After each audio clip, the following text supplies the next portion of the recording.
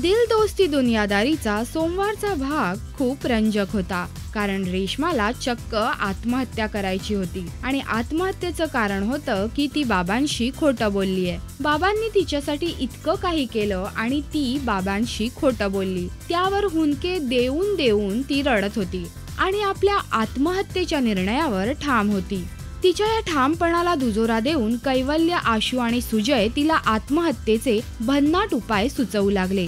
पहिल्यांदा आशूने तिला बादलीत डोकं बुडवून जीव द्यायला सांगितलं, पण त्याआधी एक सफरचंद खाऊन मर, कारण तुझी आत्मा भटकत राहील, असा विचारात्मक सल्ला द्यायला कैवल्य विसरला नाही.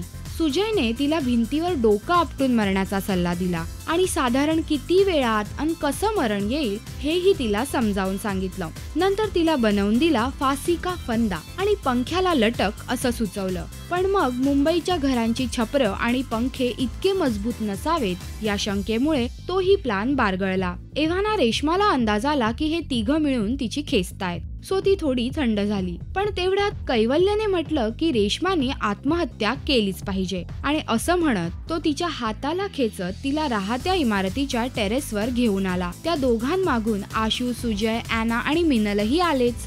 रेश्माला टेरेसच्या कड्यावर उभं करून कैवल्यने तिला खाली उडी मारण्यास सांगितली. अर्थात रेश्माची हिंमत झाली नाही. तिला कळून चुकलं की मरणं इतकं सोपं नसतं. तिच्या मित्रांनीही तिला हेच समजावलं.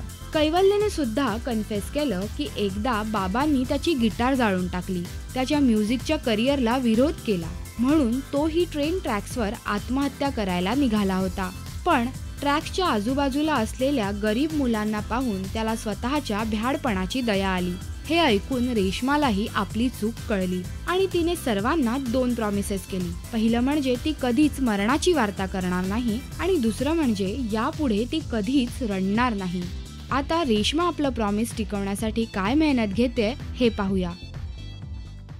हॅलो, मी दिल दोस्ती दुनियादारीमधली ॲना. जर तुम्हाला आमच्या सिरियलबद्दल अपडेट्स हवे असतील तर प्लीज सबस्क्राईब करा राजश्री मराठी.